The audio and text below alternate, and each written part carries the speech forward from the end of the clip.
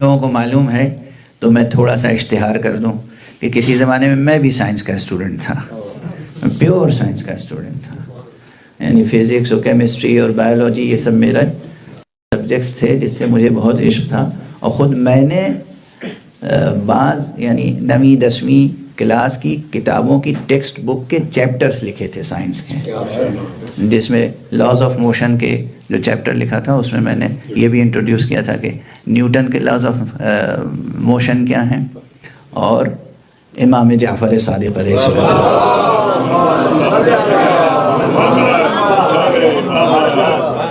یہ پورا مقالہ اب بھی موجود ہے، لکھا ہوا موجود ہے اور محفوظ ہے. تو وہ ایک جنون تھا جو اب بھی ہے. میری خواہش یہ تھی آج آپ سب سے عرض کروں اور ہماری امت کے ہر جوان میں، ہر اسٹوڈنٹ میں یہ جذبہ پیدا ہو جائے. خواہش یہ تھی کہ ہمارا جو ایجوکیشن کا سسٹم ہے وہ یونیفائڈ ایجوکیشنل سسٹم ہونا چاہیے. یونیفائڈ کے معنی یہ ہیں، بہت لکھا ہے ہم نے، بہت ڈاکٹر صاحب اس پہ بڑے سیمینارز کیے ہیں میں نے، یعنی میرے چھپے ہوئے پرنٹڈ ورک ہے ہمارا، اور کچھ تو انٹرنیٹ پہ بھی اویلیبل ہے. خاص طور سے ہمارے سامنے ڈاکٹر شبیہ زیدی صاحب تشریف فرمائیں جو ایک ایجوکیشنسٹ ہیں اور ایک یونیورسٹی کے غالباً چانسلر بھی ہیں یا وائس چانسلر. ڈاکٹر احسن صاحب تشریف فرمائیں زیدی، اور تمام پڑھے لکھے حضرات تشریف فرمائیں. تو میں یہ عرض کر رہا ہوں کہ یہ بات آج سے، آپ سب سے بہت چھوٹا ہوں میں، لیکن یہ بات آج سے تقریباً 30-35 سال پہلے کی ہے، جب میری پہلی کتاب چھپی تھی. اس کا نام تھا نیو ایجوکیشنل ایکسپیریمنٹ، نیا تعلیمی تجربہ. تو اس وقت سے یہ ایک ذہن میں تصور ہے، اس پہ بہت تھیوریٹیکلی پریکٹیکلی میں نے کام کیا کہ یونیفائڈ ایجوکیشنل سسٹم ہونا چاہیے ہمارا. یعنی کیا؟ یعنی religious studies, religious sciences, Quranic sciences اور کنٹمپریری سائنسز دونوں اس طرح ہمارے سلیبس میں ہوں کہ ہمارے ایجوکیشنل انسٹیٹیوٹ سے پڑھنے والا بچہ دین سے بھی واقف ہو، دنیا سے بھی واقف ہو.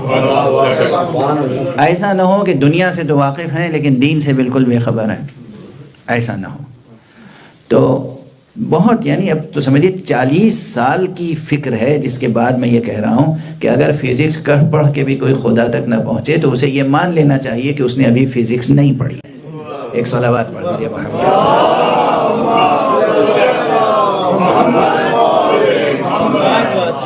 اب بھی میں رات میں گھنٹوں، اب تو مجھے سہولت ہے، بچوں نے سکھا دیا ہے کچھ کمپیوٹر استعمال کرنا، تو میں گھنٹوں بالکل کنٹمپریری جو پیپرز آ رہے ہیں سائنس کے، میتھمیٹکس کے، وہ بھی پڑھتا رہتا ہوں.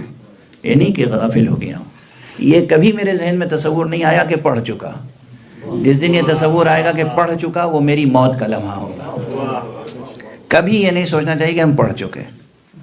انسانی ذہن اور انسانی روح کی زندگی یہ ہے کہ ہمیں پڑھتے رہنا ہے، اور یہ وہ سلوگن ہے اور یہ وہ دستور العمل ہے جو ہمیں اور آپ کو ہمارے رسول محمد مصطفیٰ صلی اللہ علیہ وآلہ وسلم نے عطا فرمایا، یہ کہہ کر کہ اطلب العلم من المہد الی اللحد.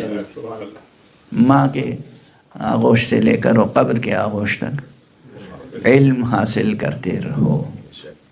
اور یہ کس قدر اچھی بات ہے، جس دین نے یہ آئیڈیالوجی دی، جس دین نے یہ تھیوری دی، جس دین نے یہ سلوگن دیا، اس نے دین بھی ایسا دیا، دین کی تہذیب ایسی دی کہ آغوش مادر سے لے کے آغوش قبر تک تعلیم کا نظام بھی بنایا.